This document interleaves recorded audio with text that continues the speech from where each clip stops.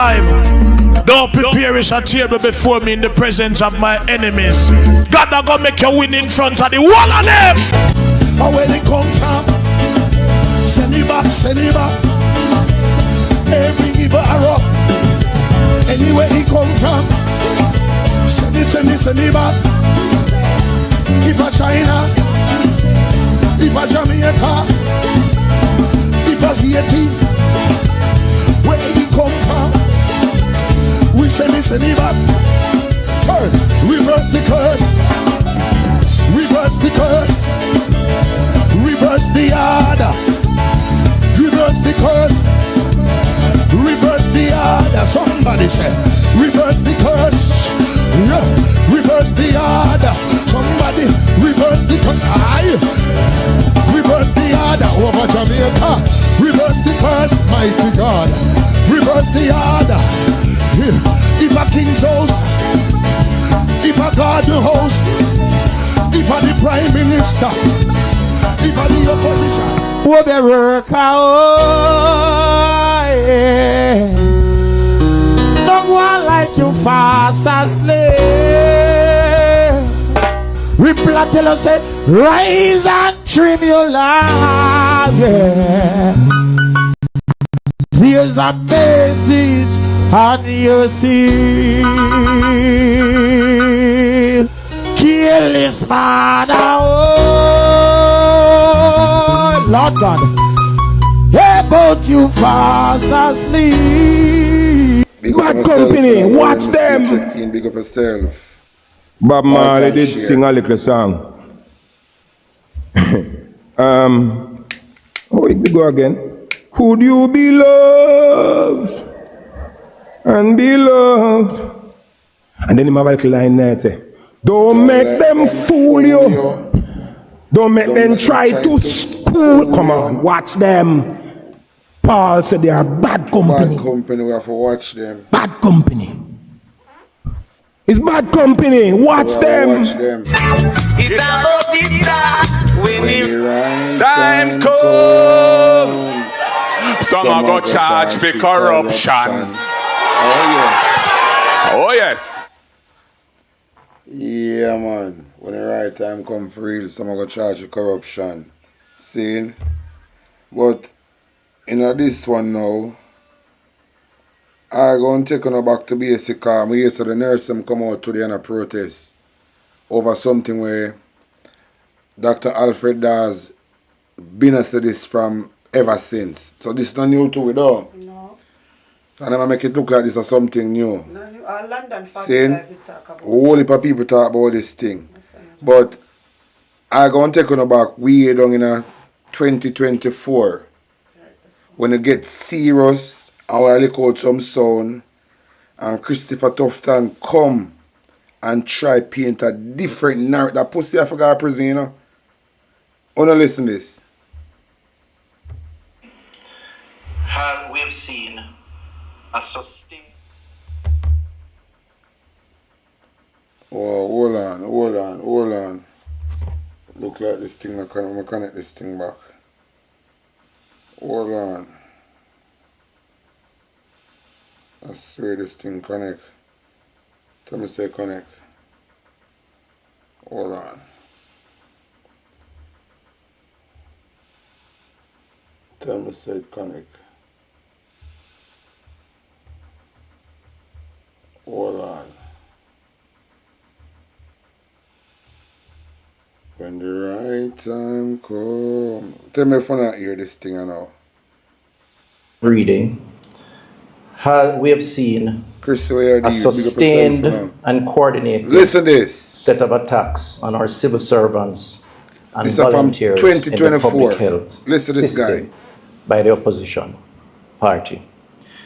I have observed no less than 5 spokespersons and between 8 and 9 releases from that organization, among other things, calling on the resignation of the Chief Medical Officer, the Permanent Secretary, the Board Chairs of Southern Regional Health Authority and Northeast Regional Health Authority, citing spurious reasons for those claims. Listen.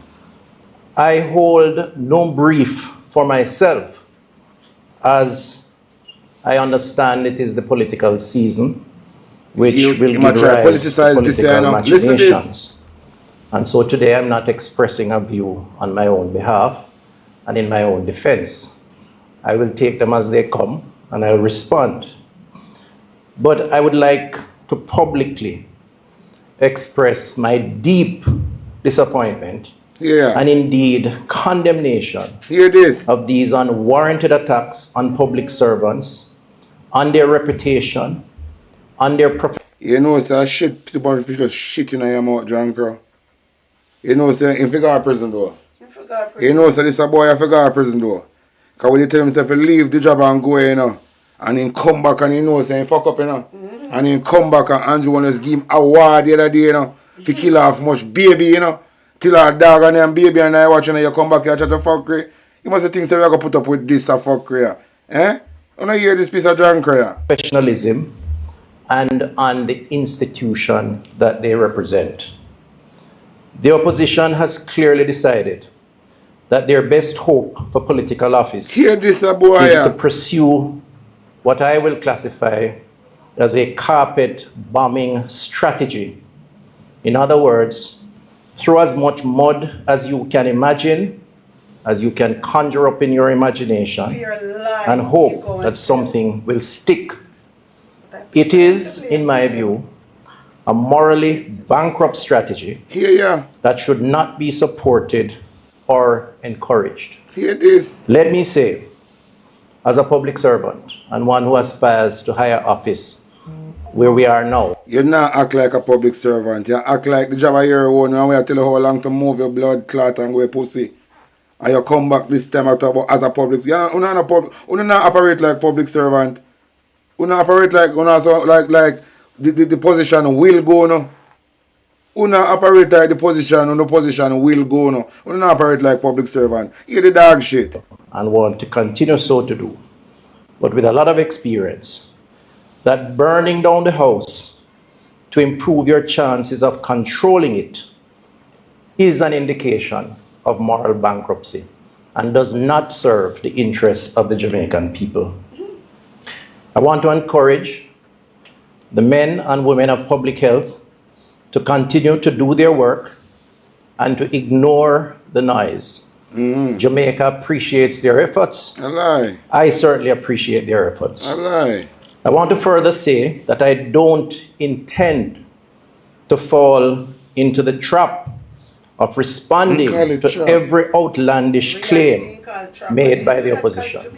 The reality is they keep moving the goalposts.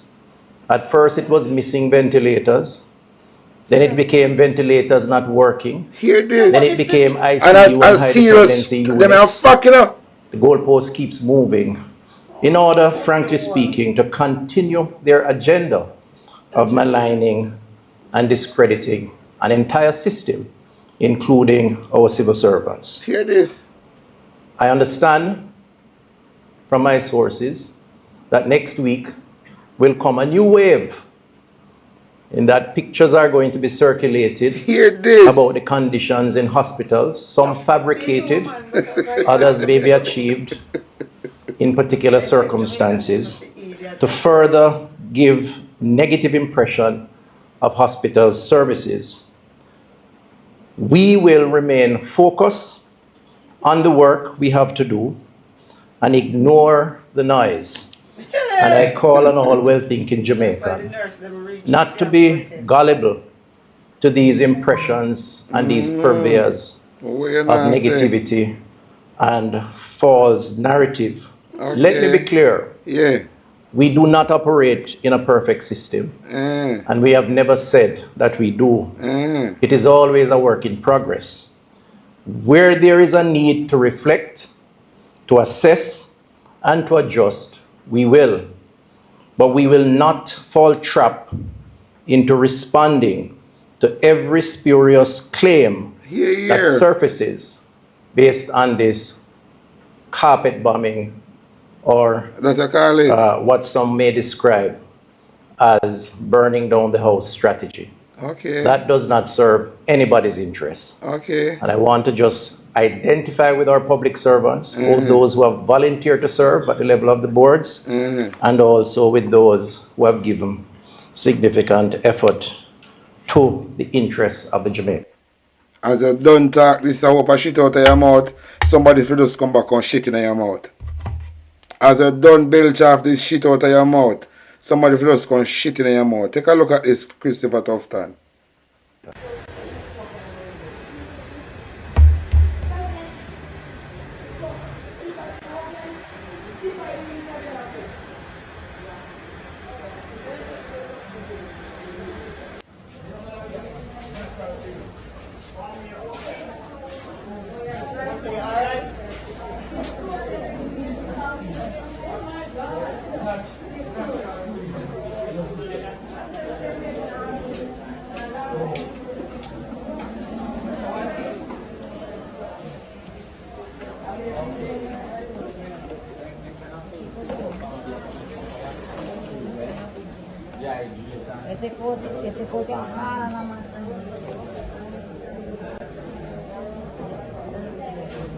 Take a look, Tufton. Take a look now. Tufton. Take a look.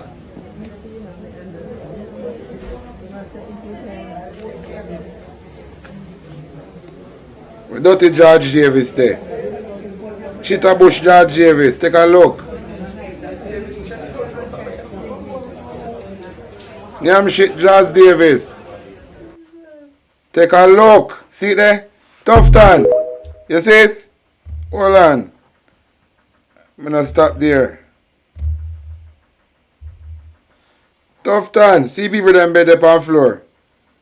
After you name me money. See what look Tufton. Take a look. Take a look, my boy. Alright, Tufton. Hear this. We need a change. We need a change. We need a change. We need a change. Better Black working Beauty LD. Big up everybody, Natalie. Big up yourself. Big up everybody who check in. Black Beauty, big up yourself for me. No resources. No resources. No resources. No resources. No more rats. No more rats. No more rats. No more rats. No space, no work. Enough is enough. We are ratting at the hospital right in our parliament. Lord, Lord, Jamaica infested with rats. They must stop. This happened from before. No work. No space, no work. No more rats. No more rats. More beds. No more beds. No more mold. No more mold. Enough is enough. Enough is enough. Tufton. Change. Any must change. Any must change. Any must change. Enough is enough. Enough. Nyam shit Tufton. No more rats. We tired of the war. We tired of the world. We tired of the war. Nyam shit Tufton. Rats. No more rats. No more rats. No more rats. No resources. No Rat take over the hospital. Rat a kill off a patient in the hospital them to blood clot. Leptospirosis. Leptospirosis a kill off a patient them and them a tell lies a different complaint kill them. And the patient them on the floor. Remember what the lady said? Rat on the patient foot. They said they have to do CPR on the floor. CPR on floor. And then you have to go around. Rat a bite people foot on bed. We need a hospital. Which bed? Floor. And on floor. Then have bed. It needs to start. We start the ground. We start the ground. Any must change. Any must change. Any must change. Any must change. No more rats. We tired of the mall. We tired of the mall. Doctors and nurses. Doctors and nurses. Patients are humans. We can't breathe. We tired of the mall. We tired of being sick. We tired of being sick. We tired of catching cold. We tired of catching cold. We tired of catching cold. We tired of catching cold. And listen, listen. On the floor. No more CPR on the floor. No more CPR on the floor. No more CPR Wanna hear that? Nyam shit tough time, I hear that. Nurses attached to the accident and emergency department at the Cornwall Regional Hospital converged outside the facility, holding placards to express their growing frustration with conditions at the hospital. On some of the placards, we have to be taking care of patients on the floor. That's not hygienic. Patients sitting on the chair for a week, 3 weeks or more. We don't have enough bed space to care for our patients effectively. We, of course, don't have enough staff to manage all of these patients. Sometimes you have one nurse to 50 people, 30 people. Makes no sense. There have been sightings of rats in the department. So, of course, that's a health condition, a health scare. President of the Nurses Association of Jamaica, Dawn Marie Richards, says there are 39 beds in the A&E department, and up to Friday morning there were 115 people waiting to be admitted. The Cornwall Regional Hospital is a 300-bed facility in normal circumstances. Since the hurricane, 140 beds would have been rendered unusable based on the damage to the infrastructure. The damage at Cornwall covers all the areas. So it's not like a one area was damaged and you can use another area. Everywhere got a little touch of damage. She notes that frustration among nurses continues to grow and says the association is closely monitoring how long it will take for the issues to be addressed, warning that the nurses have reached a breaking point. When I go to Cornwall on Tuesday, I spoke to the Director of Nursing Services this morning. This now going to fix up when I change tough time. Tough time have to go. There was a walkthrough yesterday. She was not at work, but her deputy was. So she will update me as to if the walkthrough took place. If the walkthrough took place, what was the outcome? So that I will know when she returns my call. Meanwhile, the nurses are adamant that they will not work under the current conditions. It has been before the storm, but worsened after the storm. We were informed or given prior information that hopefully we'll be getting some better conditions to work in, but we have not been getting any answers and we don't know how to move forward from here. Anthony Atkinson, TVJ News. No work! No safety, no work! No safety, no work! No safety, no work! No safety, no work! Today it must stop! Today it must stop! Today it must stop! Today it must stop! 150 patients in 2 buildings! 150 patients in 2 buildings! 150 patients in 2 buildings! Wanna hear? 150 patients in 2 buildings! No apparatus for vitals! No Listen. apparatus for vitals! No apparatus for vitals! No apparatus for vitals! Nurses are at risk! Nurses are at risk! Doctors are at risk! Doctors are at risk! Patients are at risk! Patients are at risk! Can't save patients on floor! Can't save patients on floor! Wanna hear? This is the current situation in our hospital. Saying, but I have me know what go wrong. I'm going to share to you now.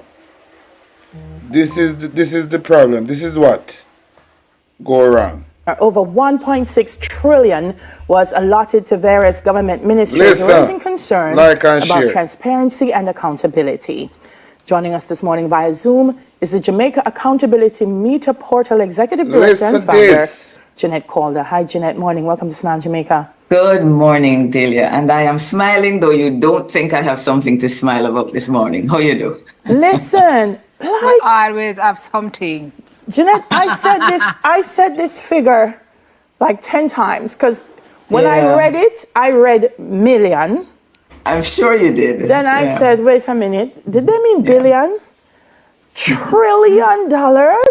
Yeah, new word, new sum for me. Yeah. But Delia, this is not new to me. It's new to you. But I've been paying attention to the Auditor General's reports since 2014. I don't know if you remember out of many. We're taking about the is the report, man. That's the report that got me interested in what we're about to talk about. For somebody who has been reading them for 10 years, this trillion is no new thing. I bless the gleaner Edmund Campbell, who did his work, raised the bar, and is letting Jamaica know. But this no new Delia and this no new Simone. So let's just start by recognizing that. It's new to the country, but it's a good thing because the country needed to know the crisis that we've been in for quite a while now. All right, so let's clarify for the viewers. We're talking about 1.6 trillion. What is the context? Well, the context is simple. It's that you and I, for example, the last year, we hit $1 trillion mark, saying that this is the amount of money that will be taken from our pockets. That's really what it means. The extra vacation, the extra tutoring, the extra anything that we want to do with our families, we give it up to finance this machinery called government. Why? Because they have to attend to certain needs that we have. It's a good thing. But after every 4 months, when a financial year ends, they need to come back to us and tell us, what did you do with my money? It's a very basic, simple principle. And the government institutes something like that. And who gets those reports? Our elected representatives, yes? Now, all this is saying is that for a number of years, let's just take the one I have been looking at since last year, the Ministry of Health. When we have that budget, folks, the first thing we take out of it is our debt. And just like individuals, we really need to pay the people we owe first. So we pay our debt. I'd ask you ladies to guess, do you know who gets the next biggest share of our budget? It would be the Ministry of Education. That's the next most important thing the people say, and I agree with the government. So they get the largest of our money next. And then the third is the Ministry of Health. So you can imagine, Delia, if I've shared that with you already, I'm betting you're having a different perspective already on what you've been told. Because of that $1 trillion of monies that have not been reported for how many years, 2 of the delinquent and 2 of the negligent ministries who for years have not been telling the parliament how they spend billions of dollars we give them is the Ministry of Health and is the Ministry of Education. That not make you feel better, When you say they haven't been, Jeanette, what do you mean? Because don't we have PAC holdings? Yeah, absolutely. So I was so happy and excited that the segment before me was what it was, because it even gave me more reason to smile. We have a young lady, Annabelle, who wants to be a permanent secretary. That person is the key to the problem that we're having. The permanent secretary needs to make sure that after 4 months when the year ends, she sends her report to Parliament to say, what have we done with the people's money? All right. When that don't happen, Delia, who's supposed to come and say, what are going? The people who get the report. Yes. Who are those? Our parliamentarians. Whose salary did we double last year? Anybody remember? Anybody who remember? The parliamentarians. Yes. So we have parliamentarians, for example, the Ministry of Health, for 10 years has not told our parliamentarians, told our Auditor General what they have done with our money. How much money we're talking about? Just a little bit under $700 billion. And that is a report that they have gotten every year for the last 10 years till it add up to $700 billion. What is the work our parliamentarians are doing for us? That is really the question I have this morning. I have another question for you, right? So who keeps the gate?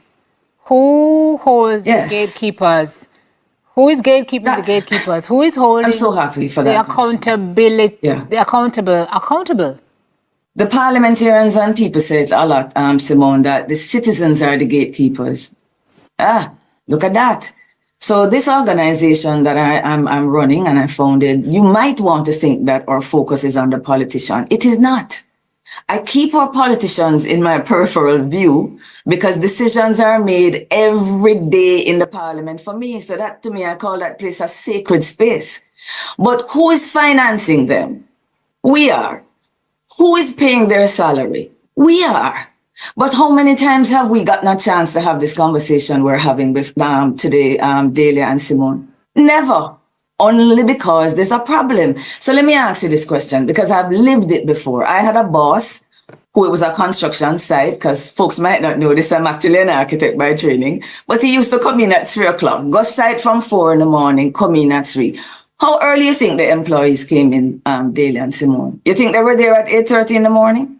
Absolutely not. So when I came and I saw it, absolutely, it's human nature. It's human nature, Simone.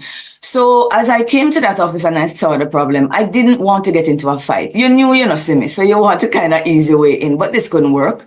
So I said to that developer, can you come to the office and have a meeting with me 8 o'clock in the morning?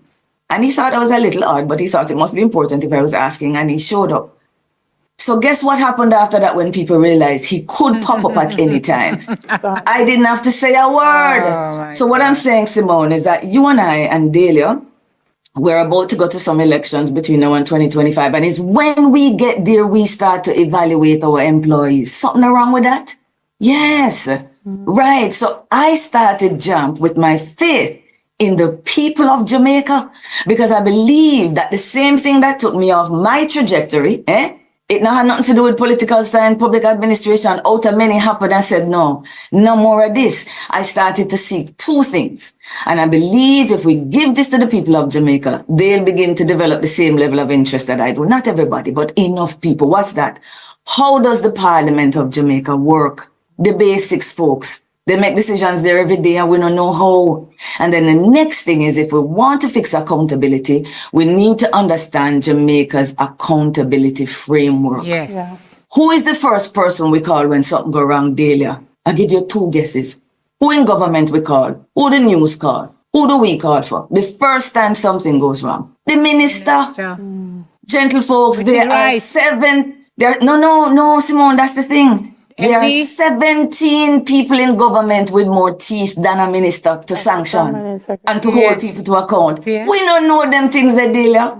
So when these things go wrong, who we call? The political representative, who in the law has the least amount of power to do something about sanctioning and holding people to account. Right. You understand what I'm saying, Dee? See, I'm so learning until we today. begin to tell, that's the point, Simone. And when I started to look at it, I said to myself, but what are that problem is not so big. It come in like a car. I bought a sports car. I loved it. It's 20-year-old. My father said, Jeanette, where you going with that? I said, I love it. The first time it broke down with me daily, I panic. But to cut the long story short, would you know it was a small little teeny tiny thing in the engine? Big, massive, super duper engine, but it was a small thing loose, but the whole engine popped down. There's a small thing loose in the accountability chain. And it is in the Parliament of Jamaica. And if we can tighten it, guys, you're going to be amazed how the engine begins to run. Now, that's an exciting thing to come and tell you this morning. So it bad, Delia, it bad, Simone, but just like Simone says on our show all the time, she brings faith and she brings hope. And unless the people of Jamaica begin to talk hope and faith, we can't dark. Stop saying so this thing set. With Stop works. So them faith and hope with words. With works. So that's the message. We have to go, Jeanette. We have to go. But not a problem. Yeah, we wait to see further. I mean, so sometimes I don't hear bonfire. I don't want no shit in a plate labor to even come over here, because they don't really understand. Saying, we're moving on. Listen this. $3 trillion unaccounted for in the Jamaican government. What you could do with $3 trillion right now? Talk truth. Give a $1 trillion. What you could do with $1 million right now? What you could do? Ministry of Education have $900 billion unaccounted for. Ministry of Health and Wellness have $600 billion unaccounted for. And Minister, our name, Labor, Minister of Labor and Social Security have $50 billion unaccounted for. Me didn't know Jamaica was a rich country. We're rich. What's your deal? But we're not rich. The government rich. $3 trillion. $3 trillion unaccounted for. And no answer. You know, see them take with idiot. You know, see them take with real Real papi show. You see me, you look at me? Me look at you? You papi show. Me a papi show too, you know? But you papi show too. Are your friend a papi show? Are your mommy and daddy a papi show? All of you a papi show. Real papi show. I mean, I tell you, say, tell them to kick up the man, and I Romish, do it. I mean, I tell you, say, when TJ up on the ground, I Romish. Alright, so while all of that was taking place, and all of you are being entertained by that, let me tell you something else that has been taking place in your country that is way more important than two friends having a disagreement. $3 trillion of spending in your government cannot be accounted for. Yes, $3 trillion of spending in the ministry cannot be accounted for. Right? So let me read something to you. And this is coming from The Gleaner. Right? So it says that, for those who are interested, a review of the Auditors General's annual reports for 16 government entities, including ministries, by a governance watchdog body has revealed a staggering $3 trillion in spending that has been unaccounted for over a 6 to 11 year period. Can you believe that? Over a 6 to 11 year period, that's kind of a short time, you know. $3 trillion cannot be accounted for. While we're driving on roads are full of patrol. While the police station them look like crap. While our health system is in dire need of some financial assistance. While the education system is in dire need of assistance. And it's funny that I mentioned those sectors because I know who topped the list out of all the ministries. So 3 of them topped the list. So alright, he said that Executive Director and founder of the Jamaica Accountability Meter Portal, JAMP, has described the finding as an accountability crisis, indicating that the serial offenders are topped by the Ministry of Education, Youth and Information, the Ministry of Health and Wellness. Can you believe that? And the Ministry of Labor and Social Security. Can you believe that? The Ministry of Education, while we're still out here full of dogs. Health and Wellness, and the Ministry of Labor and Social Security, while people out here get minimum wage. Have mercy, Father God. You see what I'm talking about? You cannot live in a country where you're only concerned about entertainment. These things are distraction, people. How many people know about this? People are still talking about TG and my friend Ramesh. We're catching an argument. We book you and cook, you know. We book you and cook, you, man. You remember? You understand? There are more important things that we should pay attention to. Our country is being run by a group of kleptocrats. If you don't know what kleptocracy is, then you shouldn't be so entertained by these vain and trivial things that these so-called celebrities are bringing to you. These are all distractions, and I love entertainment a little bit too much, man. Entertainment is good, but too much of one thing is good for nothing. We cannot live without water. If we drink too much, if we intake too much water, we are gonna drown. We cannot live. We can't even live without oxygen. But try taking in too much oxygen and see what happens to you. You're gonna die. Too much of one thing is good for nothing. You understand? That's the problem that we have. There's too much attention being shown to entertainment. And sometimes the things that people find of entertainment value is totally nonsense. Can you believe $3 trillion is missing? Tapped by the Ministry of Education, Ministry of Wealth, and Ministry of Labor and Social Security. That is unbelievable to a lot of people, not me though. Kleptocracy at its highest, at its peak. And remember, I got the information from the Gleaner. You can go ahead and you can read it yourself. See it? Go ahead, read it yourself.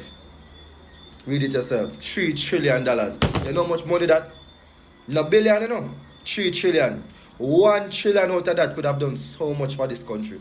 So much for this country. $3 trillion. Have mercy, Father. And when me talk, that's true. When me talk, that's true.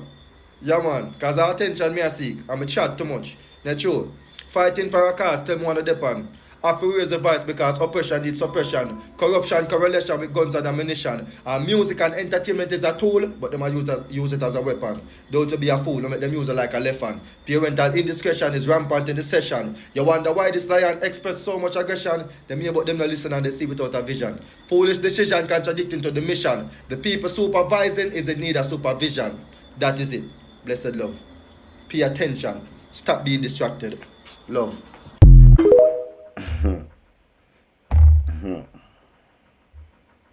I'm not going right down here, so where are they? Yeah. I'm going to take a listen to this. To be talking about some of the key findings and recommendations of the Auditor General's report, and it speaks about the procurement practices of the University Hospital of the West Indies. And later in the program, for the second half of the show, we're going to talk about the controversial enhanced games. It allows athletes to use performance-enhancing drugs. But we're going to start off with the Auditor General's report. And on Tuesday, the University Hospital of the West Indies, that information was made public. So we're going to be jumping right in. We don't have time to go through every single details, but we're going to be picking out some of the highlights. My guests this evening are Dr. Gavin Mars, the new Principal Director of the National Integrity Action NIA, and the Executive Director of the Jamaica Accountability Meter Portal, JAMP, Jeanette Calder. Good evening. Thank you. And thank you so much for joining us. Well, the audit focused on the University Hospital of the West Indies, as we all know, and it covered the period from the start of the fiscal year in 2019 to the end of the fiscal year in March 2025. So let's pull out one of the key findings. The Auditor General found that 51 contracts valuing $521 million that the University Hospital could not provide any procurement documentation. Let's start with you, Ms. Calder. Why is that problematic? First and foremost, it's a breach of a law.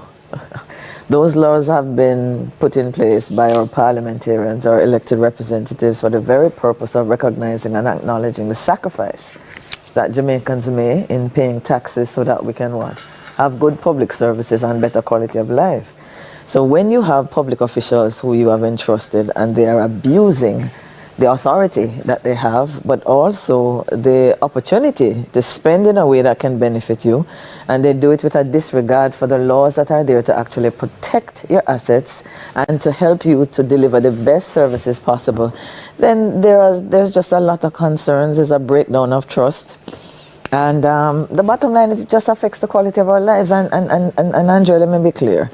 We've talked about this from time to time. This kind of discussion is not new for me, but it is really particularly hurtful. And I had a difficult day reading the report, particularly because it was the Ministry of Health and Wellness. So when we have these kind of reports coming in about any entity, it's bad. But when it is about a ministry or an entity... My viewers and subscribers, I'm going to take a deep breath. Because I have a look at breaking news, allegedly. I just get a breaking news. Say, Juliet Owens was called to the stand in the Melissa Silvera case. Allegedly. I don't know how true it is. But I hear say Juliet Owens was called to the stand. That is why them private the case.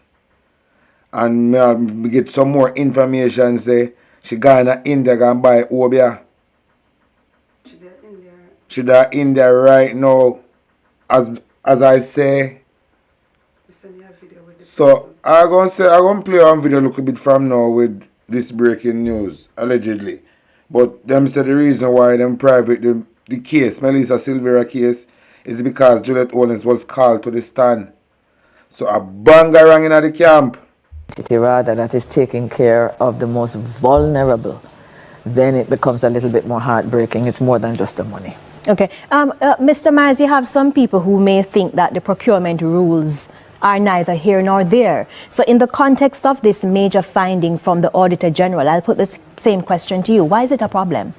You know, the first time I started working for the government, I was told to make sure you take care of people and money. Yeah. You were told from earlier that my permanent secretary, I remember, said that she's afraid to wear short pants. There was this understanding from man that is people money. Yeah. the university hospital serves people. Think about up on Mavis Bank, those people who work way up in the hills, who plant coffee or whatever it is, and to know that there was someone or there has been an entity for 6 years flaunting rules that would make them, if they were caught, go to jail. If someone flaunts the resources that you don't have, and it is in healthcare, something that is clear for us. So think about Mavis Bank, think about Augustown, think about any community. This hospital serves them, and to know that the resources that should serve them has been misappropriated, mishandled, and the structures and systems that have been put in place that we know as Jamaicans are there as checks and balances have been flaunted, it hurt, personally hurt. Let's move on to one of the other key findings. The report also spoke about the fact that the UHWI frequently started the procurement process. So they began the procurement process after the goods and the services were already delivered. And we have some graphics to put this in greater context. So they bought things like 41 laptops, renovated the staff clinic, occupational building, doctor's quarters, and daycare nursery, painting works and Wi-Fi building renovation, and all of that totaled $69.2 million. Dr. Miles, let me just throw that one over to you. Friend and Company. It sounds like Friend and Company sound like connected. It sounds like there were decisions being made through things that we have no understanding of. The procurement rules does speak about how do you procure things. And 1 second, let me just lose the graphic on the screen at this moment so that we can hear what Dr. Miles is saying, because that is another issue that we're going to be moving on to. So yes, back to you, Dr. Miles. So it's this understanding that Friend and Company should not be involved. There's some form of arm's length. The procurement rules are there. We have been trained, and even at my low level when I worked in government, we understand about procurement. We knew that before we procured, you did the systematic approach to this. So understanding now that there were persons who made rules in some way that to ensure that things happen. So there's the timeliness of procurement that is not happening. They ensure that there's probity, that there's value for money. These things, we just don't know what happens. And not knowing makes us wary. At the very least, not knowing, it should make us uncomfortable. Have you ever seen this before? I'm so glad you asked me that, I'm sure, because let me tell you guys, I've been paying attention to procurement for a long time. While I was in government, just procuring myself as the director of the Technical Services Unit at the Ministry of Housing, serving on the National Contracts Committee, where part of my responsibility was to ensure that the process of procurement went well. I have been reading Auditor General's reports, Contractor General reports, and this one is new. And why is it new? I thought I've seen it all, but just think about it now, Jamaica. It's not just a matter of the procurement rules. It's a level of deceit that is bothersome. You have already procured the 41 laptops. You've got them. It's been supplied. And then you take the time after that to begin to send out invitations to bid to the person who has already delivered them and to other bidders. It's an act of pretense, and it is deceit. And that I have never come across before. So it's like a situation, just to break it down. For example, I buy a fridge in my house, for example, and it's after I buy that, I'm going to get the invoice and the quotation. And you're asking people, supply me with a fridge, please, but the fridge is there. And then you're putting documentation together, and contracts are being postdated to give the appearance that it had been done correctly, which means you really know how to do it, Andrea. I've never seen that before. It's deliberated, it is premeditated, and it is deceitful. So let me stay with you, Ms. Calder. So the Auditor General's report by itself on the UHWI is damning. But when taken in the context of the tardiness in financial reporting by the Health Ministry, for example, how is the issue magnified? Definitely. I mean, JAMP has reported almost a year ago about our concerns, that we read about 11 Auditor General's reports looking at the various ministries who have been tardy in providing financial reports, and the Ministry of Health was one such. It was last $829 billion. The annual report was tabled yesterday, so we'll be able to check to see if it has increased. But that's almost $1 trillion, and we're looking at almost, 10, 11 years? So I'm just asking the Jamaican people to recognize what is happening. If you have given a ministry $829 billion, and you have no idea how it has been spent. There's a budget, which is a law. By the way, Andrea, I never known the budget was a law until a couple years ago, okay? So it's legislation. Yes, it's legislation. It's not just a budget. Parliament passed a law. And we have no idea whether you have adhered to anything in that for the last 10 years. We have no clue whether or not money have, been misappropriated. We just don't know, because the financial reports are the fundamental safeguard to protect the people's funds and assets. So if the ministry for so long hasn't been providing them, it means an Auditor General cannot double check. And do you notice now that she's double checking what she's finding? So guys, let's be honest here. If it's human nature, if I know, Doc, that you're not gonna come and check, what do you think is gonna happen to the people who are monitoring our money? It's gonna be difficult. So it's extremely important that we begin to get those reports in. All right, let's leave it there for a moment. We're gonna take our first break here on All Angles. And so it's sticky. It's sticky. It's sticky. So I'm gonna see what I go on for this year. Mine is the first visit. No, I know that. Could never. So who and who remember this man? Yeah. You know what to come there. You know what to think. But this man might just be innocent. You hear what me say, man? This man wanna see. So who and who remember this man? I saw the video shot. Yeah. I saw the video shot. Hold on.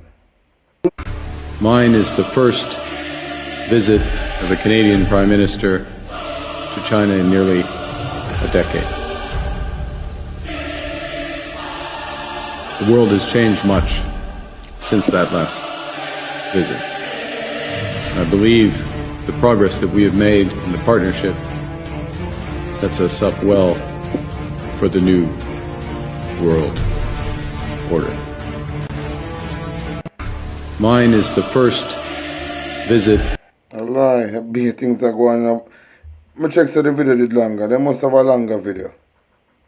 What kind of short video this same son come give me? I don't want such a short video, man. I don't want such a short video. Alright. My viewers and subscribers. I gonna play one video. And that video here for the deep divers them. And that one is very interesting, because whatever direction America take, Jamaica take the same direction. And so was it in the beginning, so shall it be in the end. And the church play a critical role in colonizing the original people of Jamaica. I want you to listen to this reasoning from the pastor here, for him break down how really take place right now. When it comes to geopolitics and local politics in the Caribbean. More you just listen to this thing, and as me say, it's for deep divers, because not everybody can complain what the Virginia say. And I must say a whole heap of things. Saying, so, wanna listen to this. Based on what they have said publicly, listen if to this reason, happens, they say, we would do things that will cause us to go to prison. We are, you know what? Here is Trump. Listen. We had the worst president, did the worst job, they had the worst policy. We have to even run against these people. Now, I won't say cancel the election. They should cancel the election because Trump will talk about cancel the election. I'm going to start this over, Trump will worry about impeachment. I'm going to start this over. And this is very dangerous, And with Andrew Holness hang on pan Trump back pocket, every Jamaican with up on the island and in the diaspora, life in a problem. When you hear Andrew Holness say, I beg forgiveness for the crime I commit against the people, and the tourists and people in the diaspora and people in the state care and people in the prison. With Andrew Holness hang on pan America, it's look away, but my brothers and sisters, it is dangerous. Listen to the conversation here. The fake news will say, he wants the elections canceled. He's a dictator. They always call me a dictator. You got to win the midterms. Because if we don't win the midterms, it's just going to be, I mean, they'll find a reason to impeach me. I'll get impeached. So what does he fear? Impeachment. He fears being impeached. But remember, being impeached. Listen to the breakdown. Like and share. Automatically removed from office. Let's break it down step by step. First, it's important to understand that impeachment itself does not remove the president from office. It's more like an indictment where the House of Representatives accuses the president of wrongdoing. If a majority of the House members vote in favor of the articles of impeachment, the president is formally impeached but remains in office. The next phase involves the Senate, where a trial is conducted. Here, the Chief Justice of the United States presides over the proceedings, and the senators act as the jury. The House members who brought the impeachment charges serve as prosecutors, and the president's lawyers defend him. The Senate must vote on the articles of impeachment, and to convict the president, a 2/3 majority is required. Same thing we plan for Andrew Wallace, you know. Now, you all know Trump was impeached before. But was he found guilty on the charges? He were acquitted. 3 presidents have been impeached: Andrew Johnson, Bill Clinton, and Donald Trump. Trump is likely to be the first to be impeached twice. No president has faced charges like this. No president has confronted a second impeachment. None have been convicted so far, and thus they didn't face the consequence of removal from office, but their administrations and legacies will forever carry the stain of impeachment. Now, what happens if Trump is impeached? What happens if he's found guilty? What happens if he's then removed from office? These are the Then breakdown. J.D. Vance And deep becomes divers, and stay president. tuned and share it. Is he the man they want in office? Now, let's get to the key question. Who takes over if the president is impeached and subsequently removed from office? If the president is convicted by the Senate and removed, the vice president steps in to take over as the new president. This is clearly outlined in the 25th Amendment to the Constitution.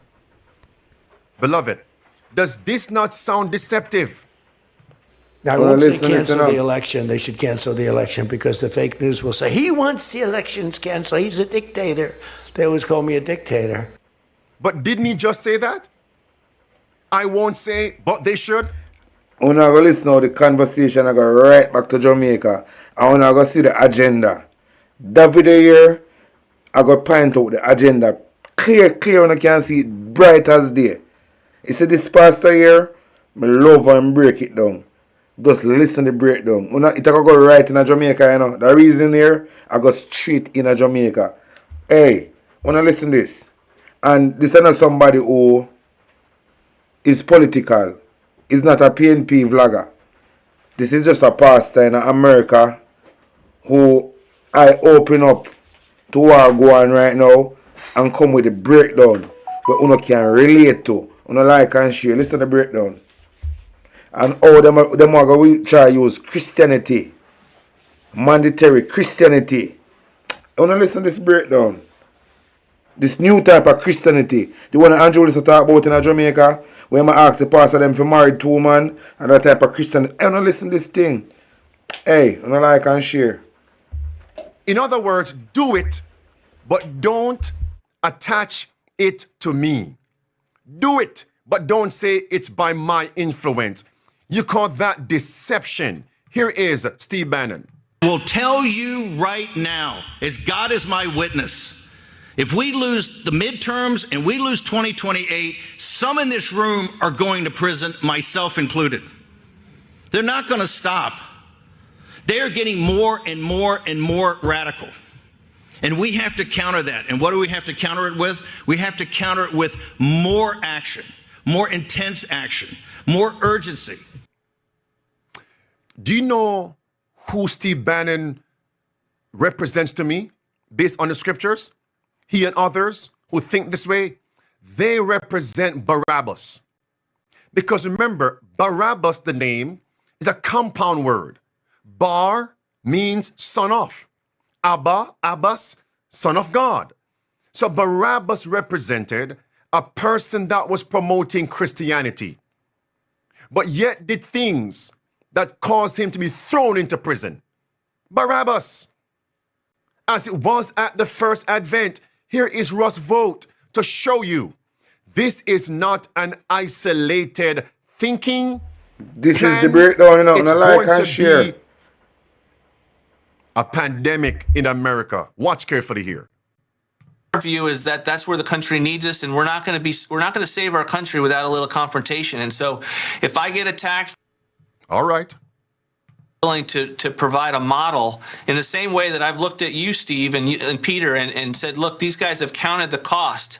If you're not willing to count the cost, I don't want to serve with you. I really do not want to serve with you in government if you have not been willing to acclimate yourselves to the possibility that you will have to spend a night in jail.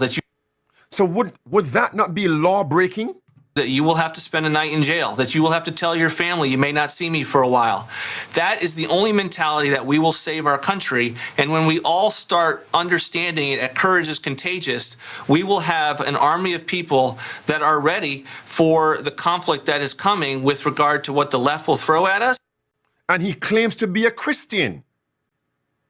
How can you claim to be a Christian but making statements to break the law of the land? That's premeditation. Beloved, do you know right now, in the sight of God, Steve Bannon and Russ Vogt are sinners. Because sin begins in the mind. Although they have not yet carried out what they are thinking, sin begins in the mind, and yet they claim to be Christians. And we come around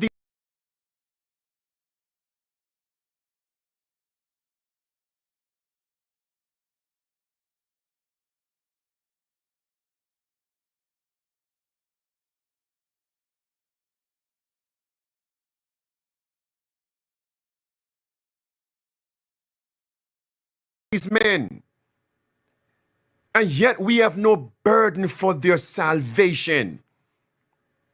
Again, I wonder if Russ Vogt was to have a road to Emmaus. Them never represent the people from the one accuracy. Like Paul on the donkey, Acts 9. To whom would Russ Vogt go? Which true Christian is around him? Here he is, claiming to be Christian. Great. So I want to make sure that we can say we're a Christian nation, and my viewpoint is mostly that I would probably be Christian nationism. That's pretty close to Christian nationalism. Can we, if we're going to have legal immigration, can we get people that actually believe in Christianity? Is that something? So that, beloved, if this is the Christianity they want to exalt in America, a Christianity that breaks the law of the land, a Christianity that violates the law of God, I don't want to have anything to do with that. And this is what we must show the people in the world.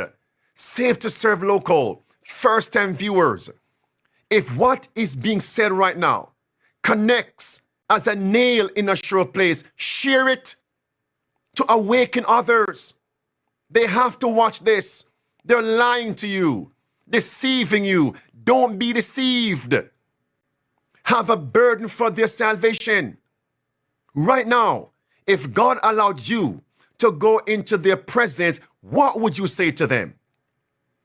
What would you say to them?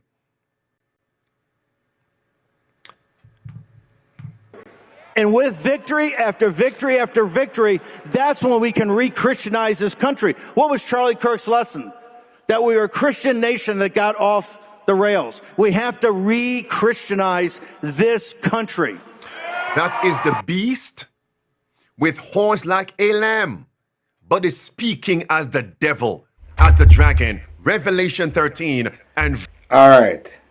When you see America so passionate about this Christianity, you have to know that Christianity play a part in this slave thing when they talk about a blood clot Christianity they use and do it. And so they want to come use it again. See them one can use there again, you know. Verse 11. Verse 11. And sometimes I wonder, men like Dr. Ben Carson, Professor SDA, did he ever say anything to Trump about his salvation? The cabinet members about their salvation? I'm going to get to some things shortly. Oh, my friends, just stay tuned for this. And I'm wondering, should we not get ready right now?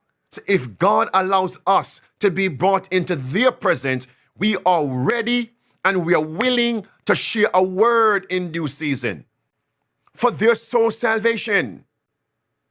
Let's come to Jamaica, Dr. Andrew Holness.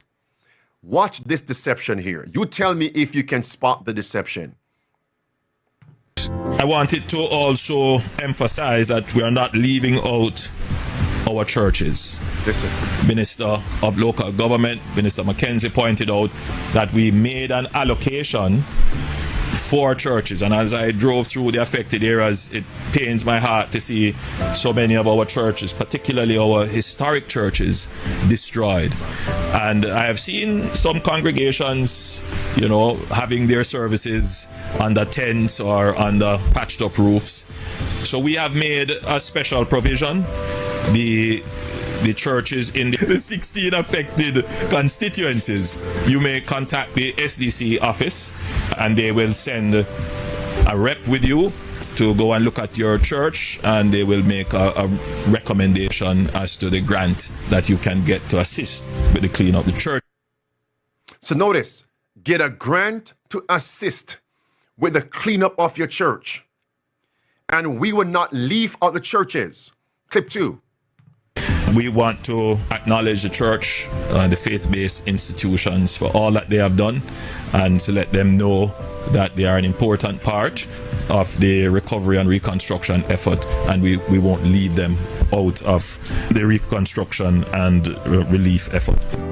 Did Dr. Andrew Holness just speak about the reconstruction effort of churches? Cleaning up and reconstruction. Do you know Dr. Andrew Holness went live and stated he never mentioned that the government will be giving churches money for rebuilding their damaged churches? And people jumped into my comment section. Pastor Enriquez, do you see? Prime Minister Andrew Holness has now rebuked you. You are the liar. Beloved, let us firstly, I'm going to get to it. You just heard what he said. Let's see what other people took away from those two clips and what he meant, what they heard and what they concluded. Clip 1.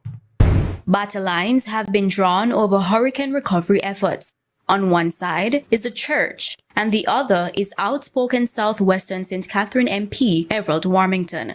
At the center of the dispute, should the government spend $75 million to help clean up and repair some damaged churches? The church says yes, but Mr. Warmington says no. Beloved, that's TVJ News. Television Jamaica, TVJ News. The anchor said the controversy is over the 75 million Jamaican dollars that the government has allocated in grants to both clean up and to rebuild damaged churches. How then could Prime Minister Andrew Holness said he never said rebuilding churches? I remember this it's man is not a PNP. He never said that. He's the American. Listen. I have 5 more speakers. Let's hear what they understood by Prime Minister Andrew Holness' statement. Clip 2. He feels the church should spend its own cash to recover, and the state funds should instead be directed to residents who are hurricane victims. 75 million can't build back churches. There are a lot of churches damaged, and my view is I discussed with a pastor. This is a member of parliament of Andrew Holness's ruling party in Jamaica. His understanding was that the monies, the grant from the government, is to rebuild churches. Next. It's been less than 24 hours since government MP Everett Warmington publicly objected to the government's allocation of $75 million to help churches rebuild from Hurricane Melissa. That's another news anchor. What was the takeaway? The monies from the government, the grants, was to rebuild churches. Next. On Tuesday, at least one clergyman took Mr. Warmington to task. That is garbage. The country is devastated. The church don't have the resources to build back all of these churches. And so if the government can help, the government should help. And thank you, Prime Minister, for the initiative. We want the money to help to restore the church to its former glory. We don't have it. I don't know that we have it. And so if the government wants to help in the time of crisis, please do so by all means. That is a Seventh-day Adventist elder based on that news ticker. The report right there.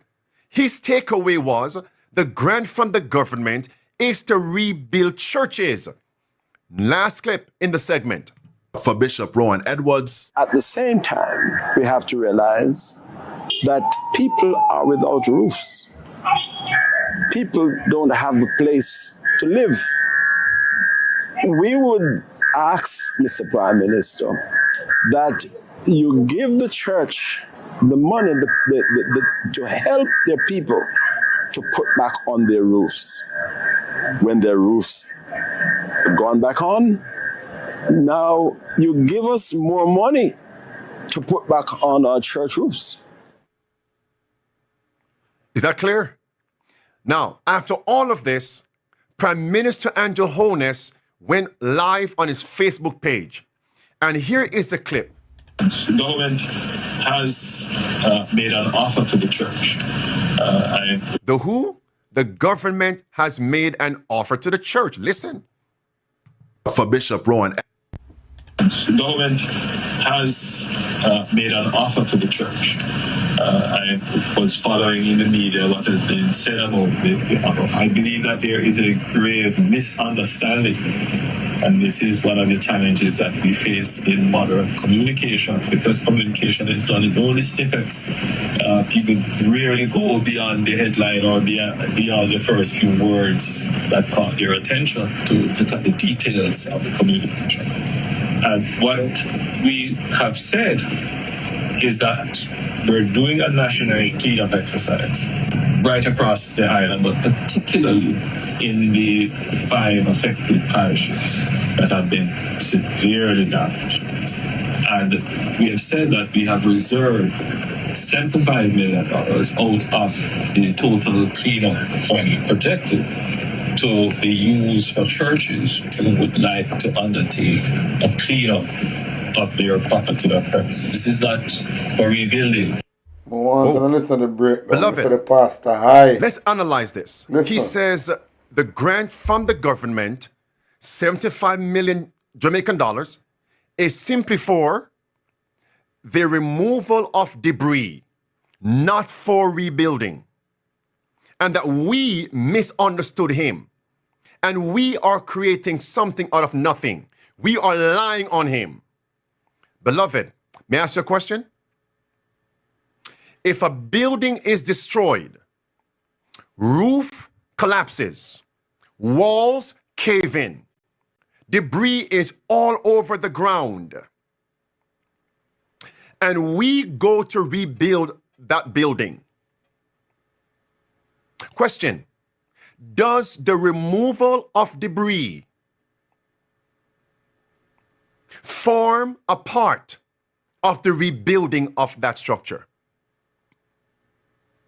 While you're thinking, look at your screen, top left corner. Yes, the removal of debris is almost always a separate, specific line item cost when rebuilding a damaged home, often covered by a specific quote-unquote debris removal clause in your property insurance policy, usually as an additional amount, like 5 to 10% above your main dwelling limit, covering costs like hauling, disposal, and labor to clear the site before reconstruction.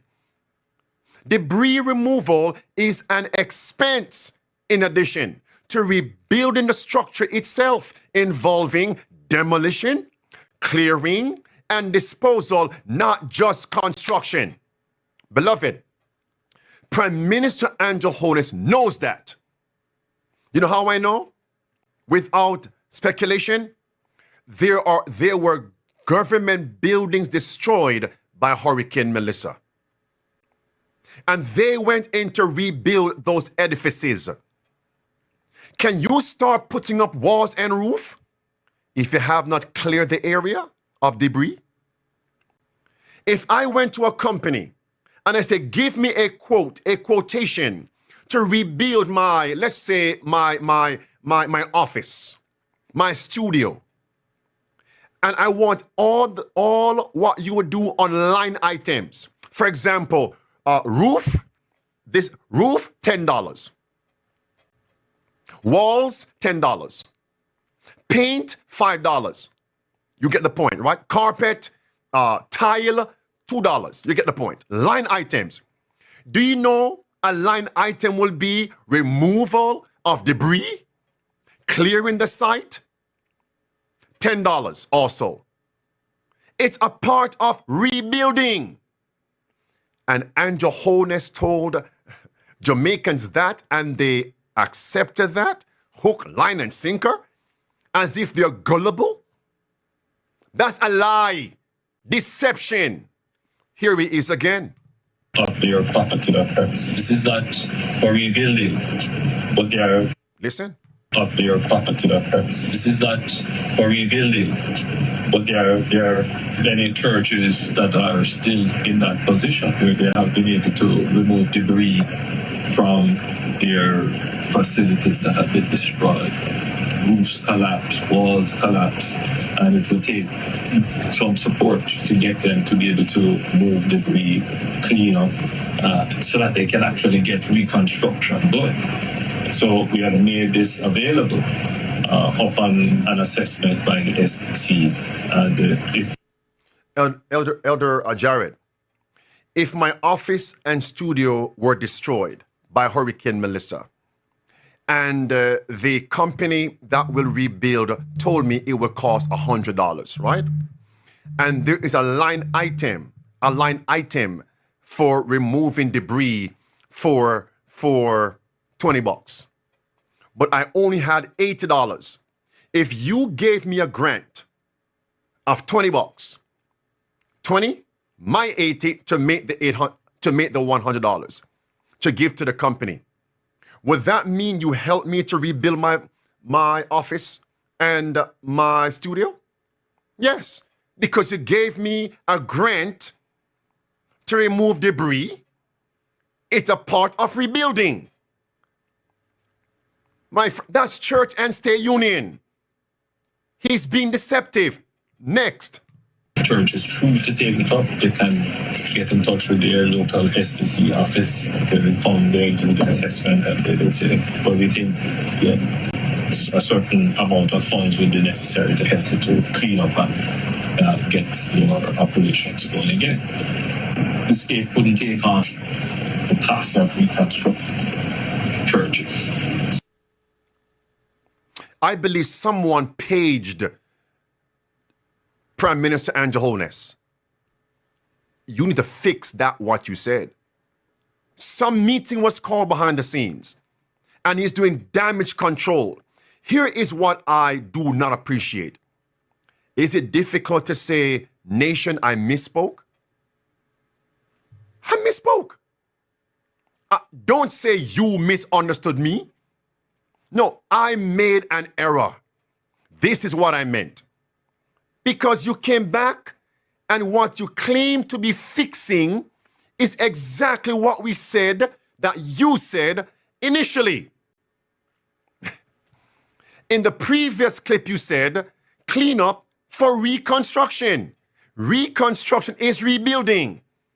Why is it they can't say I was wrong, I made a mistake? The first step of salvation is acknowledging your mistake. How then can we trust you as a leader? Take a look at this. It's not the first.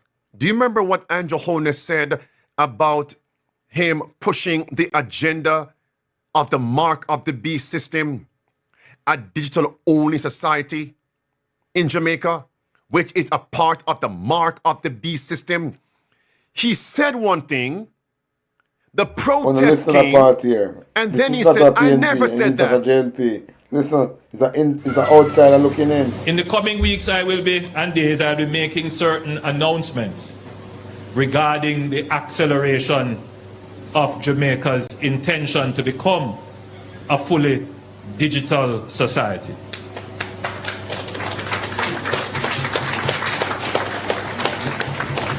We are well on our way to this.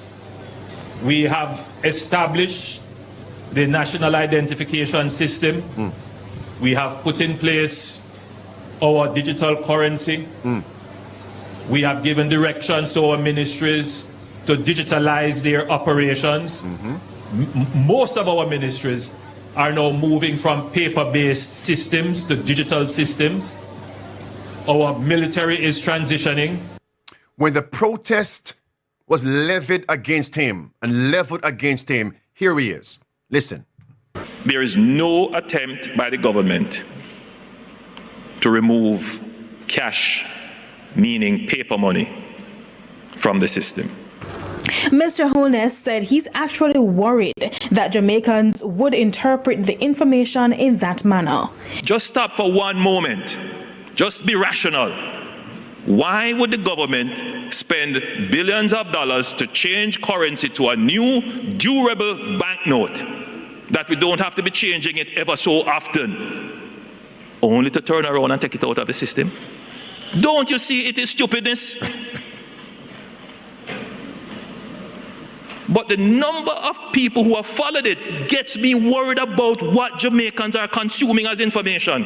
He further questioned the logic of the concerns raised. Where is our reasoning? And why is it so simple for us to be attracted by rumors? Rumors.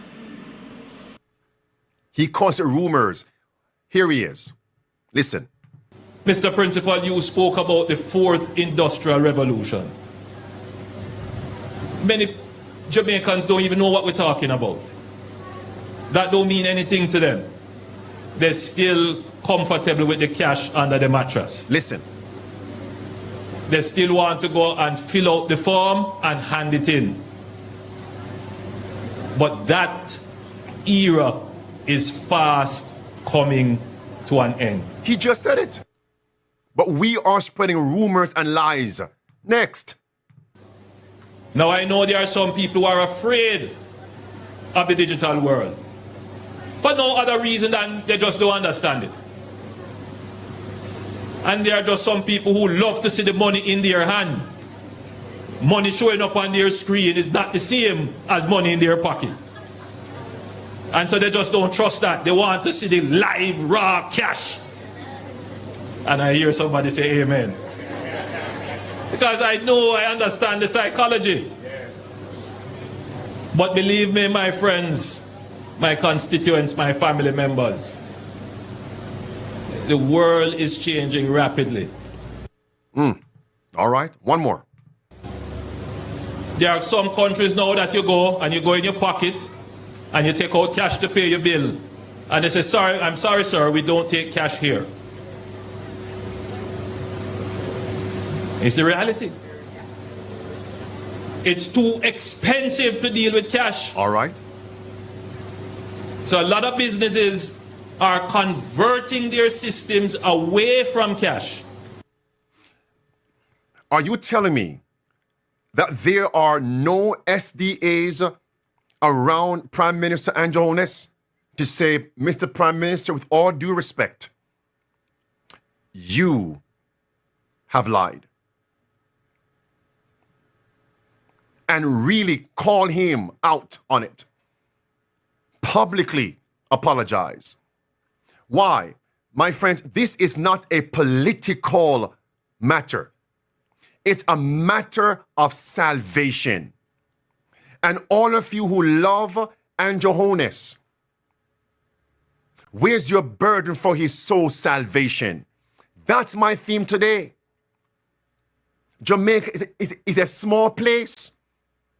How many SDAs are around him? And instead of SDAs sharing with him the principles of salvation, they are promoting his policies that are leading to the mark of the beast crisis, church and state union. Here is one.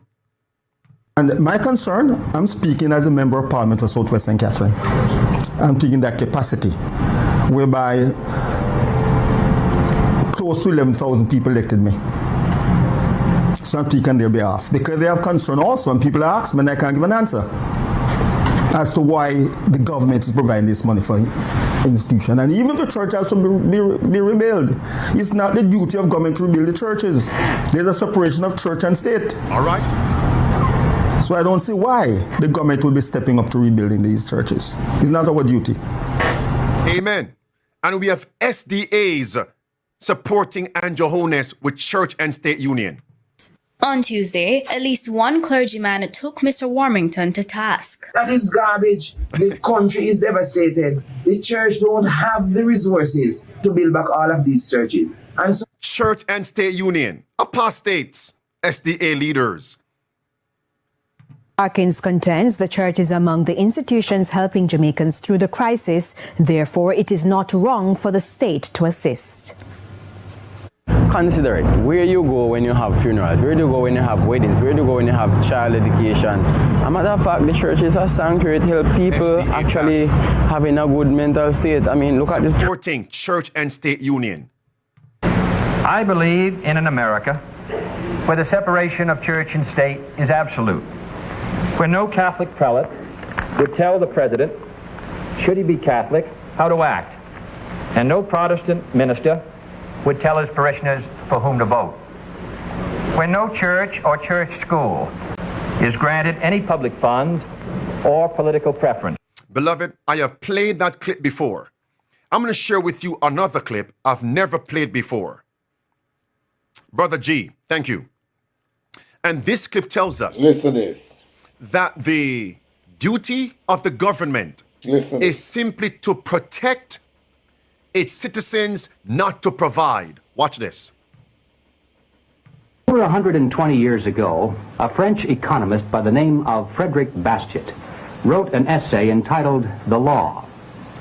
It contains one of the clearest and most compelling statements of political philosophy that you'll ever find. In straightforward language and logic, Bastiat proves beyond all doubt that the proper function of government is to protect the lives, liberty, and property of its citizens, but not to provide for them. To protect and not to provide. For in order to provide for some, first it must take from others. And once it has been granted the power to take from some and give to others, then it becomes the potential mechanism for what Bastiat called legalized plunder. Yes, sir. The control of that mechanism becomes a highly coveted tool by individuals and groups who wish to line their own pockets out of the taxes taken from someone else. Everybody wants in on the take. Beloved, it's clear. Let me close up now in my last segment because I'm addressing the salvation issue as it relates to President Trump, Prime Minister Andrew Holness, politicians in general. Beloved, God has given to us a name. Safe to Serve Ministry came from the book Ministry of Healing. A chapter is called Safe to Serve. Look in the actual table of contents. Prophesy Again Ministries comes from Revelation 10 and verse 11. Here is my marching orders. And here is your marching orders. Safe to Serve Local International Seventh-day Adventist. Hear what this says. Verse 11 says, thou must prophesy again before many peoples, nations, tongues, and kings. So we must carry the message to kings, to kings. Don't forget that, to kings. Not only to people, but to kings. What message must go to many nations, peoples, tongues, and kings? It is the three angels' messages that comprise and make up the everlasting gospel. Follow me carefully. I'm not rushing. In Revelation 14, because salvation is at stake. In chapter 14 of Revelation, verse 6 says, this angel flies in the midst of heaven, having the everlasting gospel, to preach unto them that dwell on the earth, to every nation, kindred, tongue, and people, saying with a loud voice, fear God, give glory to him, for the hour of his judgment is come, and worship him as creator, heaven, earth, the sea, and the fountains of waters. Since this message, the gospel, everlasting gospel, three angels, must go to every people, will that also include kings, leaders, politicians? Yes. And what is the first principle of the first angel's message? Fear God. Fear God is not cowering and being scared. No. Fear God, Proverbs chapter 8 and verse 13 says, victory over sin. The fear of the Lord is to hate evil, pride, arrogancy, the evil way, the froward mouth do I hate. That's it. This must go to politicians, presidents, prime ministers. Look carefully in verse 7 again. We must tell them of a coming judgment. A coming what? Judgment. Beloved, let's pause right there for a minute. I want you all to go to Acts 24 with me. Verse 23 to verse 25. Felix, the leader, called for Paul. Paul, come and tell me about your faith in Christ. The Bible says Paul came and reasoned of righteousness, temperance, and judgment to come. Mercy, mercy. So in principle, Paul preached to emperor, king, prelate, prince Felix, righteousness, judgment, temperance. Yes, yes. That's our message. That's our mission. I don't fear Trump, nor Holness, nor any politician. Like Paul, give them the message. And stop pacifying them with political arguments and statements. You leave your offices, their presence. You shared nothing about conversion. If they die lost, partially you are to be blamed. Go read Ezekiel 3 and Ezekiel 33. Come back here. Make sense? Then it says in verse 7 of chapter, by the way, Felix said, go away. In a convenient season, I will call for thee. He never received another opportunity. So once they call you into their presence, give them God's word. Don't be like Hezekiah. Lord have mercy. Isaiah 37:38. Hezekiah had the opportunity to preach to the leaders of Babylon, and he's over here showing them gold and silver and precious things. What happened? For that one reason and a few others, they were carried down into Babylonian captivity. If we don't get the message, we will be punished like those who were brought down into Babylonian captivity. Is that clear, safe to serve, local and international? Is that clear, SDAs? Come back to verse 7 of chapter 14. What must go to kings? As we prophesy again, they must worship God as creator, the seventh-day Sabbath. Okay, beloved, remember this. God is no respecter of persons. Here's my point, my second point. Here it is. I believe kings, prime ministers is a powerful point. Presidents, they are called to punish evildoers. So what happens if they commit evil? What if they don't surrender?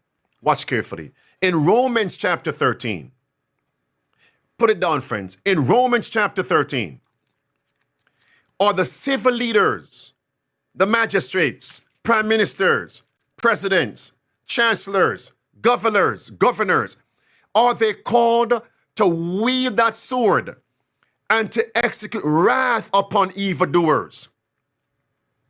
Evildoers that hurt, defraud their neighbors. That's verse 1 through verse 10. It says, watch carefully, I'm going somewhere. Verse 8, verse 9, adultery, the civil magistrate must punish adulterers. Those who kill, those who steal, those who bear false witness, those who lie, covet. It's right here. So on one hand, prime ministers, presidents must bring judgment upon evildoers who violate their neighbors. So what if presidents, prime ministers also lie, also deceive? They steal from one group to give to another. Lord have mercy. Legalized plunder. Socialism. Communism. What if they roll out the policies that are akin and connected to the mark of the beast crisis? What happens? They will receive God's judgment. Powerful, friends. Powerful. Who is warning Andrew Holness? That's why today I'm giving him his final warning. Who is warning Trump? That's why today I'm giving him his final warning. Who is warning these politicians? That's why today I'm giving them their final warning. Look at this. Did Christ say in Matthew 24, after verse 14, this gospel must go to the whole world as a witness, then the end will come? Did Christ say in verse 15 that we must study the account of Daniel? Did he? Yes, he did. Let's see what Daniel did in chapter 4 of Daniel. Watch carefully. In chapter 4 of Daniel, I'll give you the verses. In verse 22 through verse 25, Daniel said to King Nebuchadnezzar of Babylon, Nebuchadnezzar, God gave you power to punish nations. Go read it, my friends. And this is akin to what I covered yesterday. We may know when America, that is aligned with Babylon, America's military doing the dirty work of the Vatican. We may know when they are about to fall as you study Babylon in Jeremiah. Babylon was conquering nations. And God said, as you punish them, because you hold on to iniquity, I'll punish you.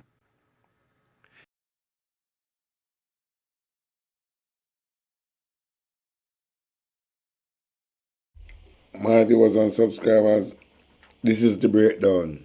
I may have much more fun and look more from now, you know. But I hear St. Margaret for tonight. Christy, everybody would up on the live, Black Beauty, Delray, everybody would here, big up on yourself.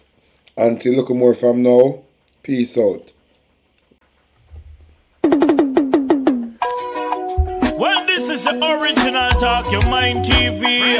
I'm Crazy J representing every time. Talk your mind, let them know.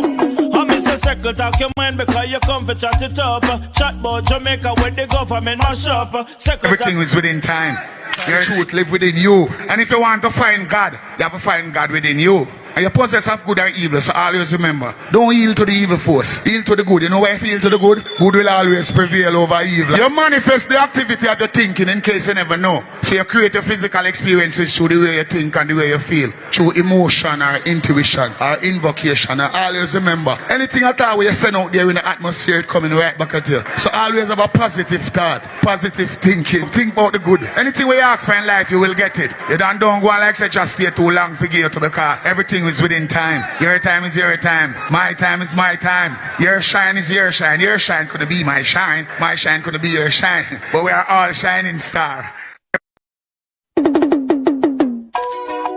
Well, this is the original Talk Your Mind TV.